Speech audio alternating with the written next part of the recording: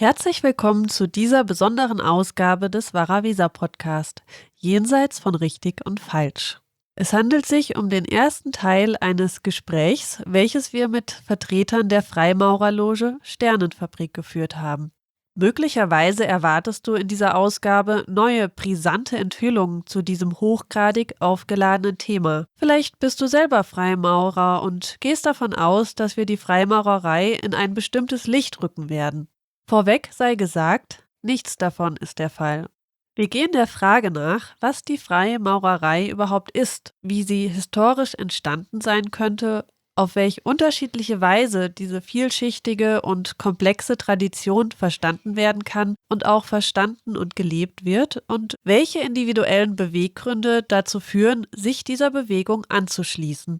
Hierbei zeigt sich, dass die Freimaurerei wie alle umfassenden und komplexen Strömungen unserer Kultur in der Sache grundsätzlich weder gut noch böse ist. Einzig und allein die Frage, wie der Fundus an Überlieferungen, vornehmlich Ritualen und Symbolen, begriffen und eingesetzt wird, ist entscheidend.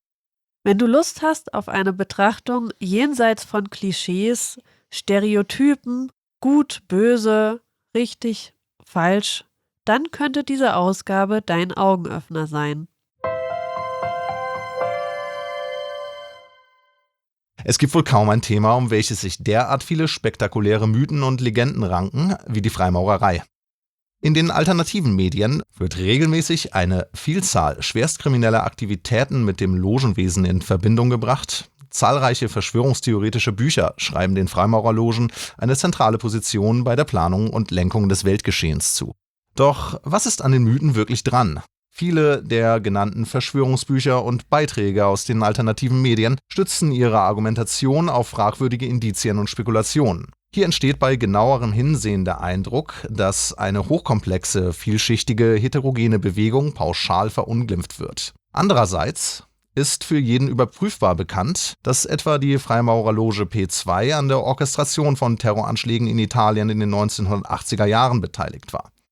Darüber hinaus ist Historikern bekannt, dass das Logenwesen eine maßgebliche Rolle bei der Französischen Revolution spielte. Dann wiederum ist es aber auch so, dass die Freimaurerei in der Zeit des Nationalsozialismus in Deutschland unter Verbot stand.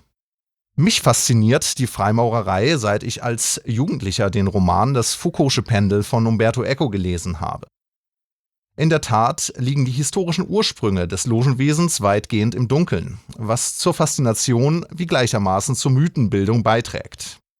Hinzu kommt, dass es keine kanonische Form der Freimaurerei gibt, die etwa durch einen Zentralverband oder irgendeine Art Franchisegeber definiert wird. Stattdessen gibt es unterschiedliche Gruppierungen, welche zum Teil jeweils den Anspruch darauf erheben. Da mich die pauschale Verunglimpfung der Freimaurerei durch gewisse Teile der alternativen Medienlandschaft betroffen machten, wurde ich aufgrund einer Recherche nach Stimmen aus dem Logenwesen auf die Freimaurerloge Sternenfabrik aufmerksam. Ich war durch deren Beiträge so tief berührt, passen sie doch überhaupt nicht zu dem Bild, welches Verschwörungsbücher und alternative Medien zeichnen, dass ich kurzerhand Kontakt zur Leitung der Loge aufnahm. Tatsächlich gibt es zwischen den Grundanliegen von Varavisa und demjenigen der Loge eine große Überschneidung. Wir freuen uns sehr, in dieser Ausgabe 3 Mitglieder der Freimaurerloge Sternenfabrik als Interviewgäste im Varavisa-Podcast begrüßen zu dürfen. Bei der Sternenfabrik handelt es sich um eine einzigartige Loge, da sie die weltweit einzige unabhängige Loge ist. Aber vielleicht sollten wir an dieser Stelle der Loge das Wort überlassen.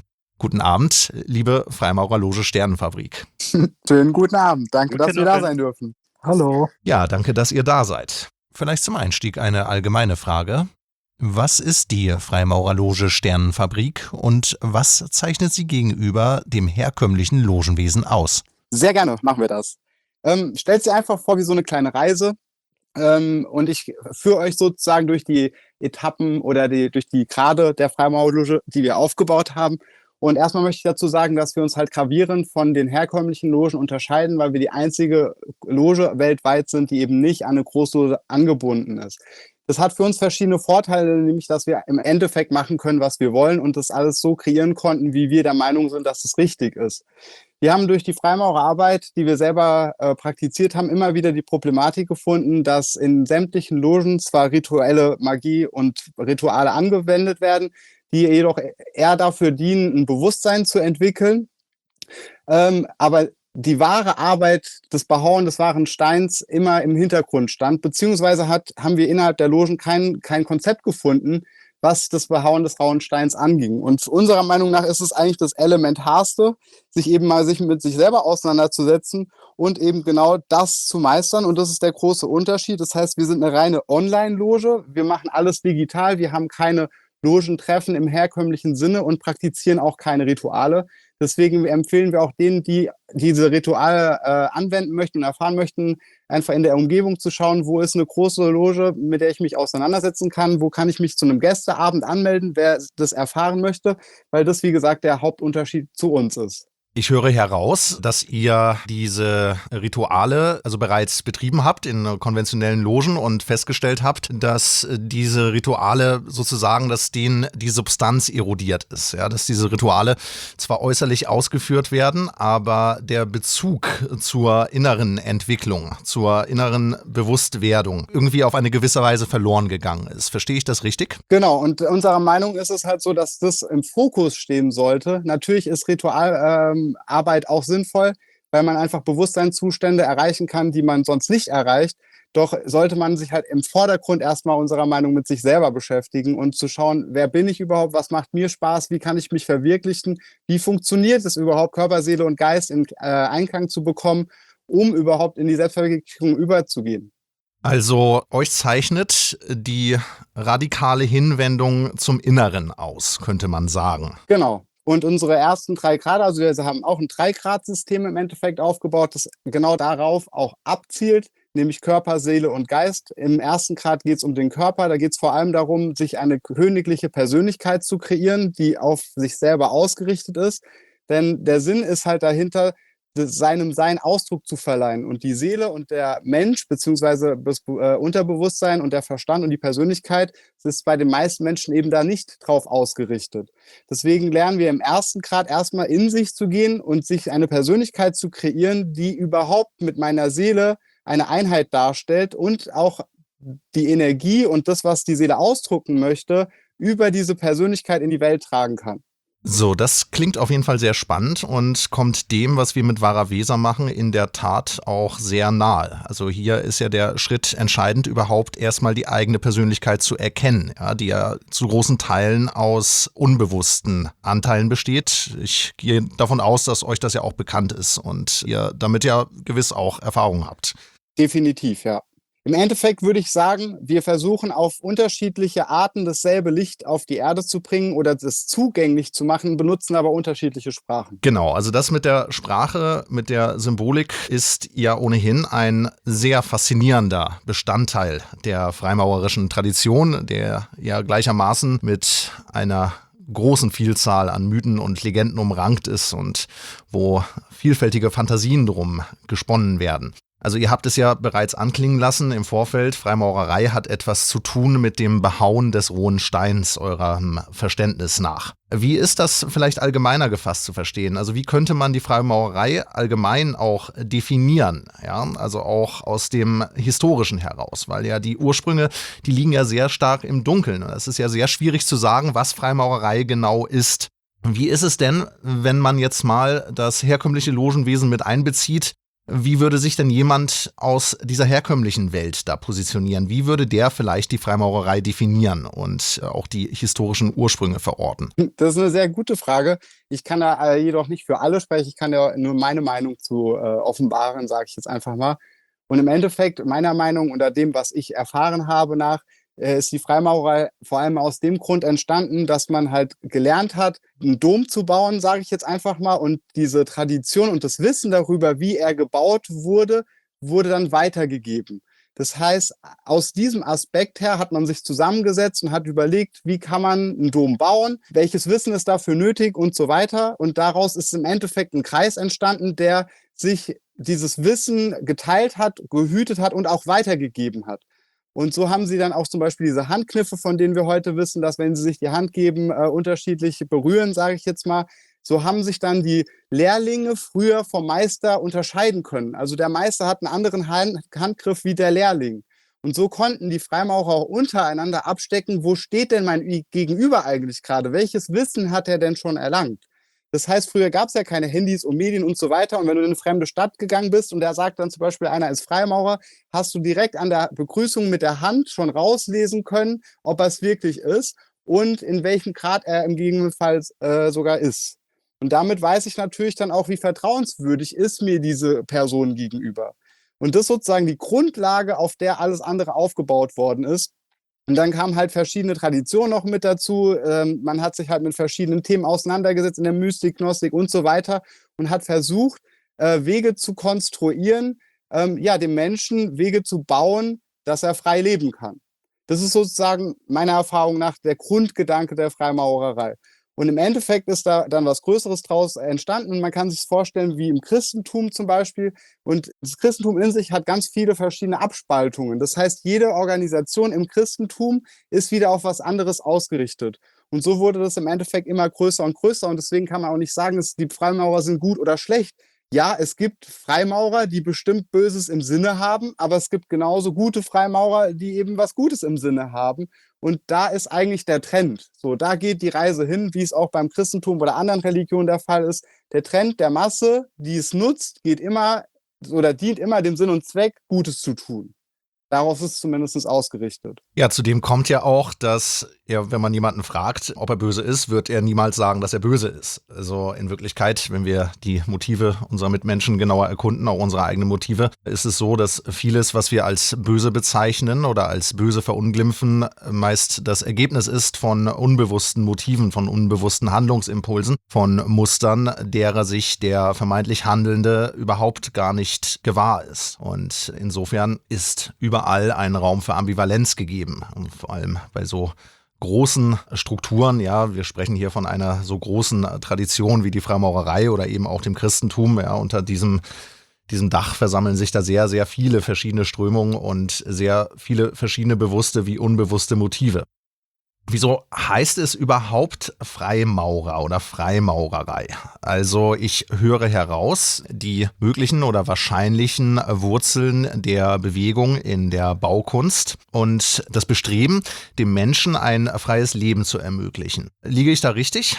Ja, würde ich so betiteln. Nun habt ihr euch spezifisch oder eurer Loge den Namen Sternenfabrik gegeben. Das ist irgendwie eine Bezeichnung, die sofort mit mir in Resonanz war. Wie kommt ihr zu diesem Namen? Was hat euch da motiviert? Das ist eine größere Geschichte, die wir versuchen klein zu halten. Aber im Endeffekt geht es für uns darum, das Licht auf die Erde zu bringen. Das tun wir zum einen für uns selber, indem wir unser Streben nach Selbstverwirklichung auf der einen Seite haben, wobei das auch wieder nur ein Etappenziel ist. Aber dieses Wissen, wie wir uns selbst verwirklichen, eben auch weiterzugeben. Weil derjenige, der sich selbst verwirklicht, der lädt automatisch Licht und Liebe in die Welt. Weil das ist seinem natürlichen Sein entsprechend. Und das tut er darüber, dass er das tut, was ihm Spaß macht. Und ich habe mich mal als Mensch hingesetzt und habe mich gefragt, was ist denn die größte Energiequelle, die ich mir vorstellen kann? Was ist das Höchste, was ich mir als Mensch vorstellen kann zu sein? Und für mich kam am Ende dann ein Stern raus. Deswegen ist für mich die Metapher des Sterns perfekt dafür da, dass wir den Menschen einen Funken, also er trägt einen Funken in sich und wir versuchen ihm Impulse zu geben über die 3 Grade, die wir gebaut haben, dieses Funken zu einem Feuer, zum Leuchten zu bringen, damit das dann auf die ganze Menschheit überschwappen kann sozusagen.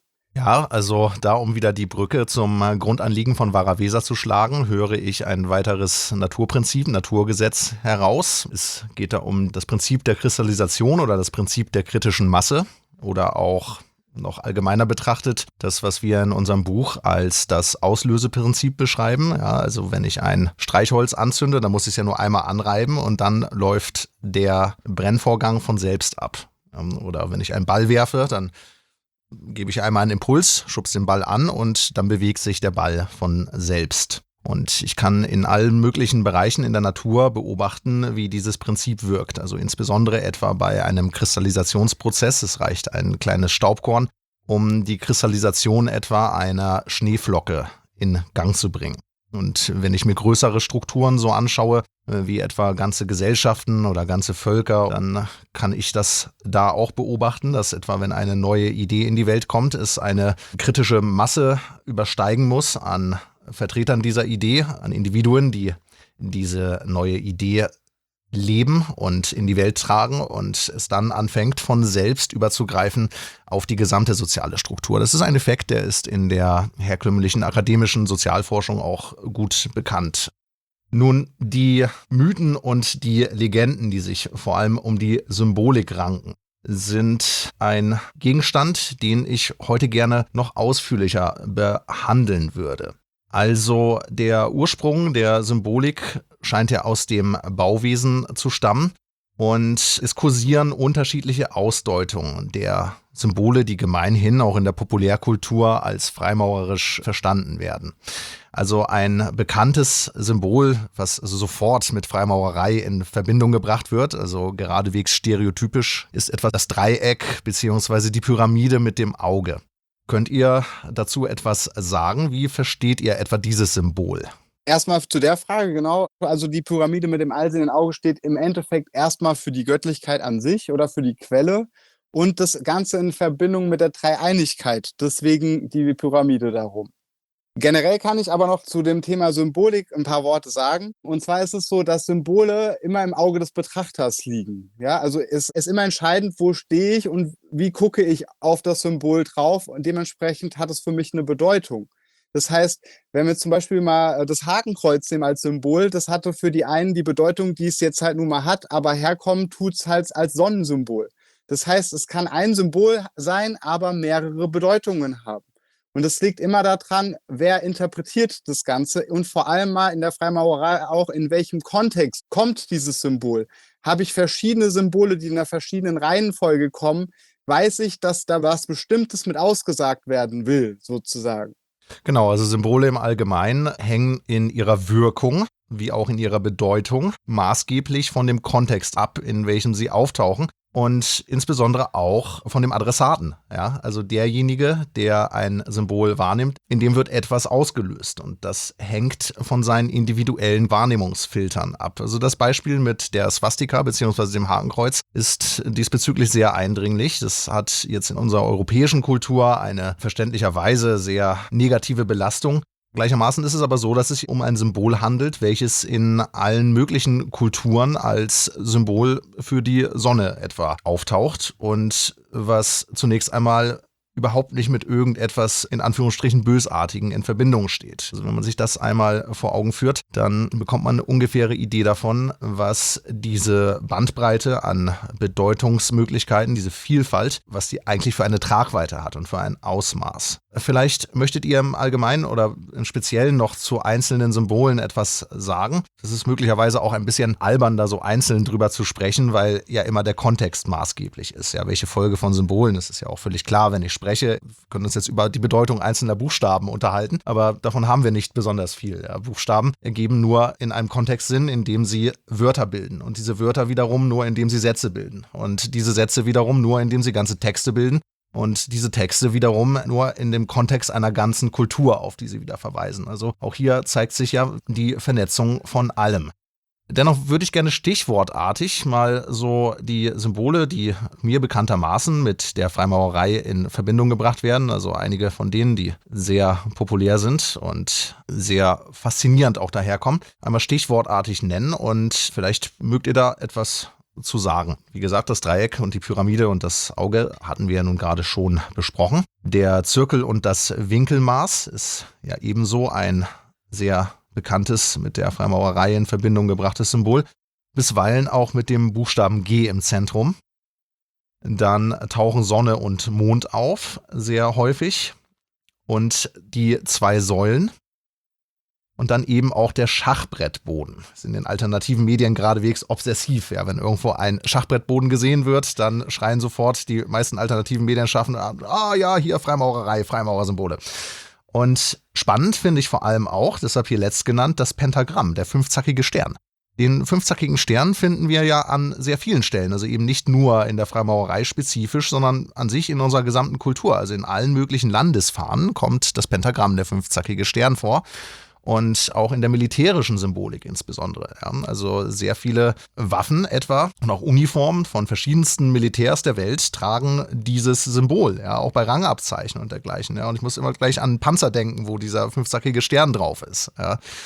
Und insbesondere sieht man jetzt bei kriegerischen Auseinandersetzungen, dass dann mitunter beide Seiten dieses Symbol irgendwie benutzen. Ja. Das US-amerikanische Verteidigungsministerium heißt Pentagon, weil es sich in einem Gebäude befindet, welches sozusagen die Innenseite eines fünfzackigen Sterns ist, also ein Fünfeck, ein Pentagon. Ja. Es taucht dieses Symbol auch schon in der klassischen Alchemie auf und es scheint ja in Verbindung zu stehen, zumeist mit den 4 irdischen Elementen, also den 4 materiellen Elementen und der 5. Zacken dann eben für den Äther oder für das Geistige. Also das ist eine landläufige Interpretation, die in vielen Zusammenhängen auch Sinn zu ergeben scheint. Aber vielleicht überlasse ich zunächst erstmal euch wieder das Wort. Ja, es sind sehr viele Symbole gefallen. Es ist schwierig, auf alle einzugehen. Deswegen versuche ich es auch halbwegs allgemein zu halten.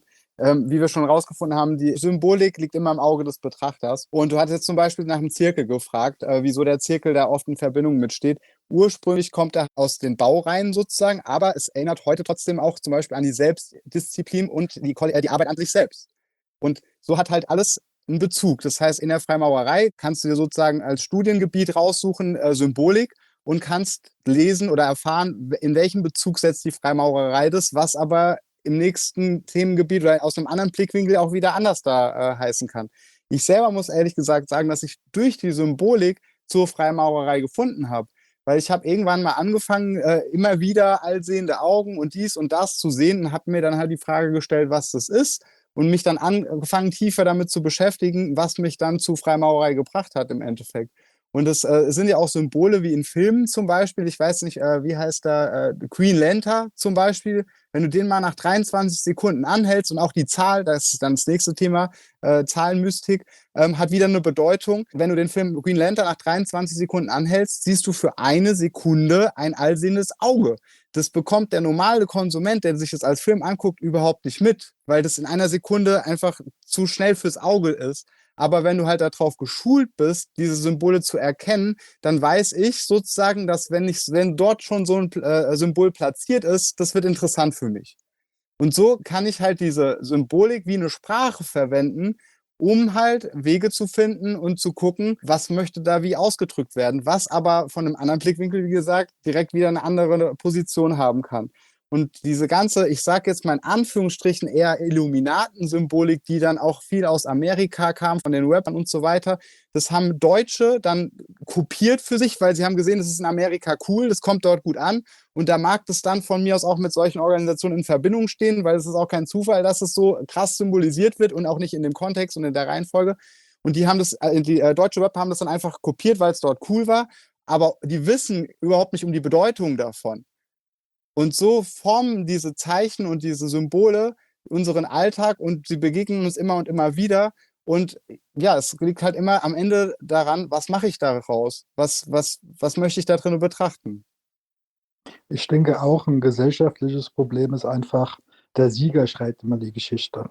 Ob es jetzt in nationalen Auseinandersetzungen ist, ob es in irgendeiner Art und Weise eine Religion ist, die sich durchgesetzt hat. Schlussendlich der die Oberhand hat, schreibt die Geschichte. Vieles ist, denke ich mal, auch, wie lade ich dann irgendwas auf? Pentagramm, ein ganz altes Schutzzeichen.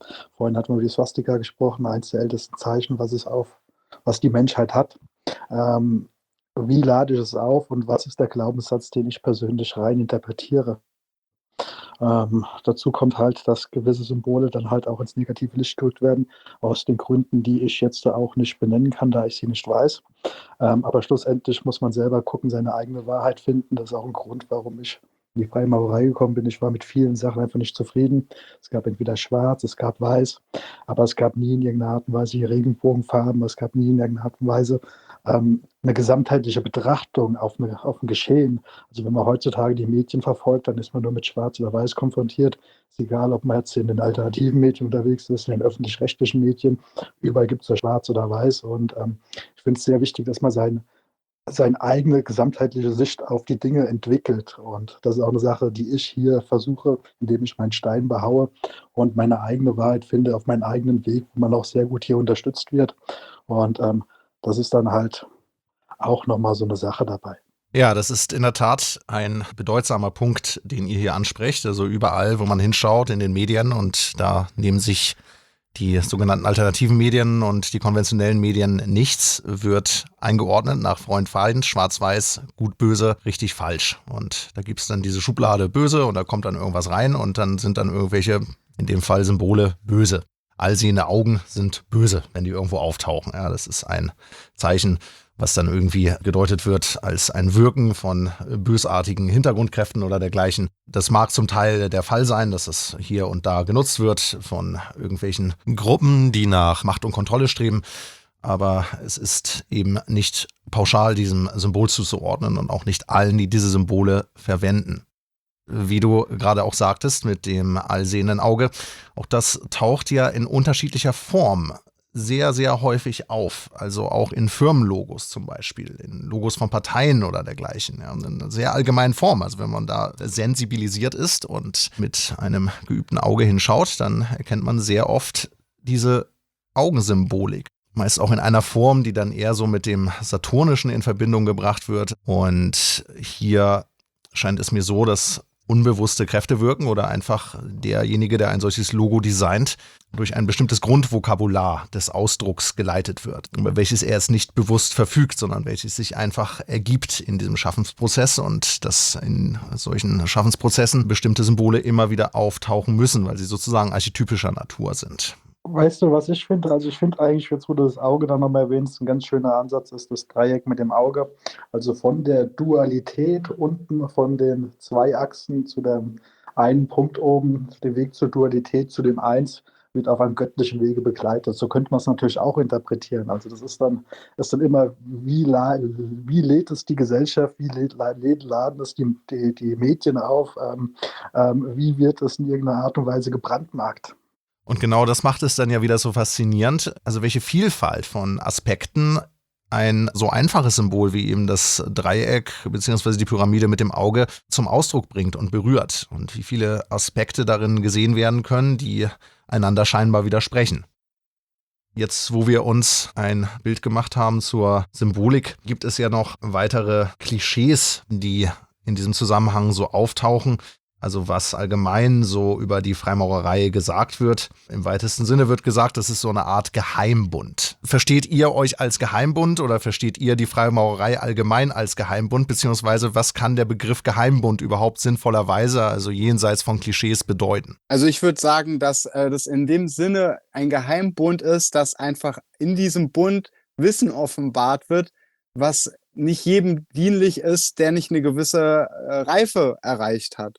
Das bedeutet, dass das Wissen halt behütet und beschützt wird, damit eben auch kein Unsinn getrieben werden kann, und auch zum Schutz des Individuums, weil es einfach Ebenen gibt, die gemeistert werden, wo es wichtig ist, dass ich zum Beispiel eine gesunde, starke Persönlichkeit habe, bevor ich mich mit tieferen mystischen Themen auseinandersetze, die im schlimmsten Fall dafür sorgen, dass ich auf mein normales Leben nicht mehr klarkomme.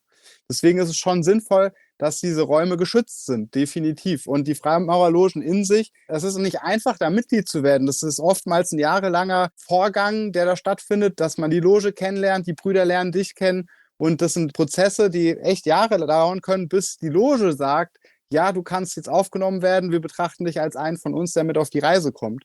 Und da unterscheiden wir uns auch wieder ein bisschen, weil wir halten die Wahrheit nicht zurück. Wir sind so dreist und offenbaren sie so, wie sie ist. Wir bieten das ja auch komplett kostenlos an, alle 3 Ebenen, und machen es jedem Menschen zugänglich.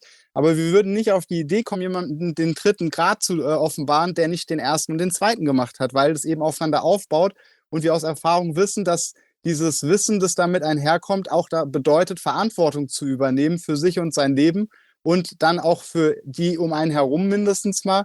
Und deswegen ist es wichtig, dass man einfach diesen Prozess, der gebaut worden ist, so in den Etappen meistert, in dem er halt gebaut worden ist.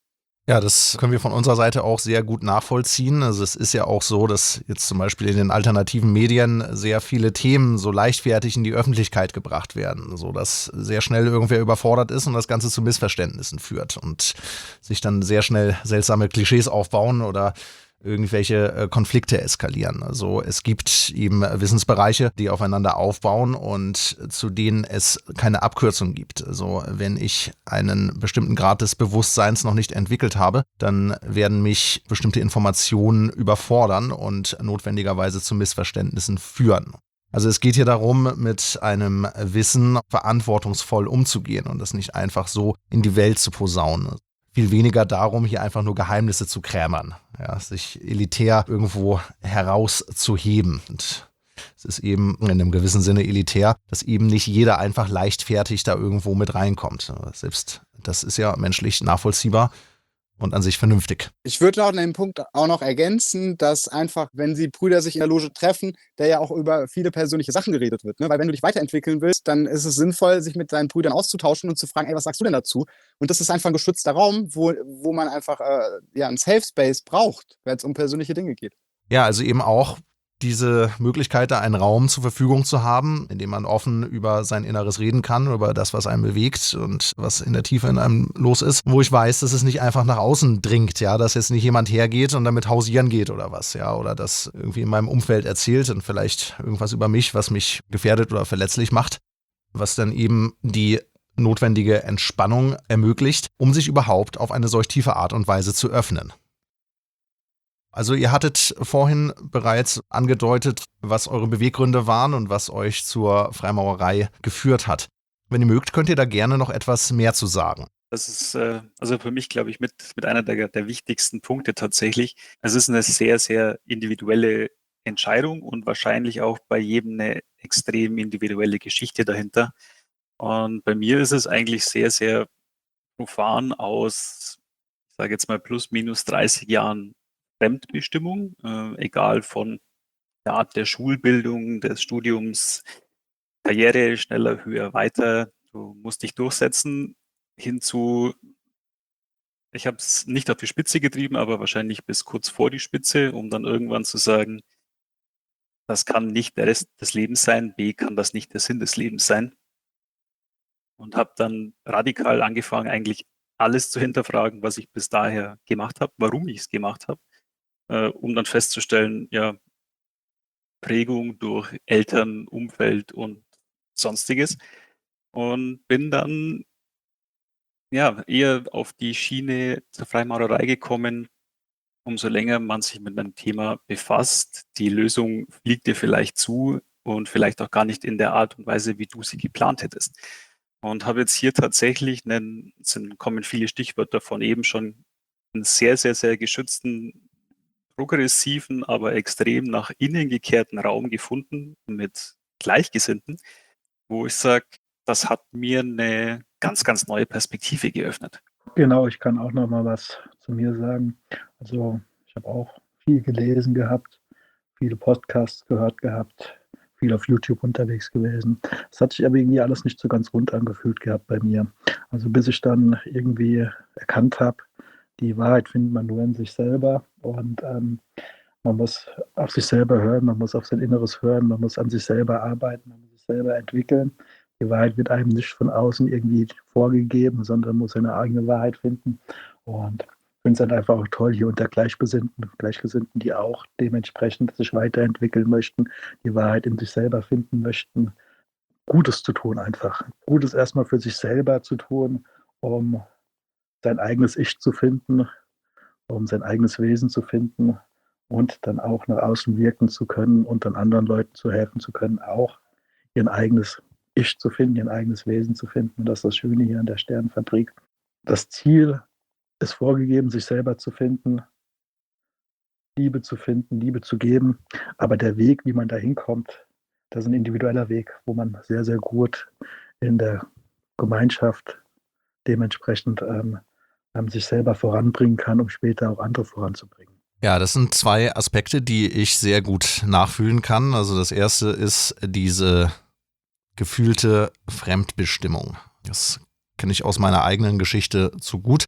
Bei mir ging das recht früh los, kurz nur wenige Zeit, vielleicht etwa ein Jahr nach Abschluss meines Studiums, begann ich mich zu fragen, wofür ich das hier eigentlich alles mache und ob nicht irgendwie noch viel mehr hinter dem Leben stecken müsste. Und da erinnerte ich mich dann schon an meine Kindheit, dass ich mich da auch schon gefragt habe, wie das kommt, dass Erwachsene nur so einen Beruf machen und den so mühsam durchziehen und immer darüber jammern, dass sie arbeiten müssen und dann Kindern und Jugendlichen erzählen, dass sie ihre Kindheit und ihre Jugend genießen sollen, weil danach wird alles sowieso nur noch irgendwie schlimm und man muss das Leben nur noch ertragen. Und irgendwie hat das für mich noch nie zusammengepasst gehabt und dieses kritische Auseinandersetzen, was denn darauf folgte und die Lebenskrisen, die Berufswechsel und das immer wieder merken, dass ich immer wieder ausgebrannt war, dass ich dann zuletzt als Medienkomponist gearbeitet habe und dachte, jetzt mache ich irgendwie das, was ich machen wollte und war dann auch wieder ausgebrannt und habe dann gemerkt, ich habe mich doch schon wieder irgendeinem vermeintlich gesellschaftlichen Ideal oder Erwartungsmuster irgendwie untergeordnet. Also das kann ich sehr gut nachvollziehen, diesen Entwicklungsweg. Fühlt sich dann immer erstmal sehr alleine und denkt, ich bin der Einzige, der das hier merkt oder mit mir stimmt halt irgendwas nicht. Und der zweite Aspekt, der damit sehr eng in Verbindung steht, ist die Suche nach Gleichgesinnten, mit denen man sich austauschen kann und sich miteinander weiterentwickeln kann, sich Rückmeldungen geben kann, fällt es viel schöner und leichter, sein Selbst zu entdecken, zu erkunden. Also wir hatten ja nun schon diesen Aspekt oder des Klischees der Geheimbündelei angesprochen. Gemeinhin ist es ja auch so, dass sich Logenmitglieder im Allgemeinen nicht outen und Wert auf Anonymität legen, also in der Öffentlichkeit auch nicht als Logenmitglieder irgendwie wahrgenommen werden wollen. Wie ist denn das bei euch? Also wie geht ihr damit um? Wie seht ihr das? Und warum ist diese Anonymität so wichtig in der Freimaurerei im Allgemeinen, aber im Speziellen bei euch? Neugierig, wie es weitergeht? Sei dazu eingeladen, diese Folge zunächst auf dich wirken zu lassen und in deinem Alltag zu beobachten, wie oft du andere Menschen in irgendwelche Schubladen steckst oder aufgrund irgendeiner Vorliebe oder Eigenschaft auf bestimmte Charaktereigenschaften schließt. Wie oft fragst du danach, ob das stimmt oder teilst dem anderen einfach nur mit, was dazu in dir vorgeht. Vielleicht gibt es den einen oder anderen Menschen in deinem Leben, den du gar nicht richtig kennenlernen konntest, weil du ihn unwillkürlich vorverurteilt hast? Wie fühlt es sich für dich an, wenn du den Eindruck hast, dass du selbst in Stereotypen gepresst wirst? Teile deine Erfahrungen dazu gerne in den Kommentaren mit und gib uns einen Daumen hoch. Weiter geht's in der nächsten Folge des Varaweser Podcast, Jenseits von richtig und falsch. Du hörst unseren Podcast und merkst, dass er etwas in dir bewegt? Sei dabei bei der kostenlosen und unverbindlichen ersten Kurseinheit. Melde dich an unter varaweser.de/Kurse und entdecke. Dein Leben geschieht für dich. Dein Alltag zeigt dir deinen Weg. Gefällt dir unsere Arbeit? Dann abonniere gerne unseren Newsletter und folge unseren Kanälen auf Telegram, Facebook und YouTube und unterstütze uns gerne durch einen Wertschätzungsbeitrag. Mehr erfährst du auf varaweser.de.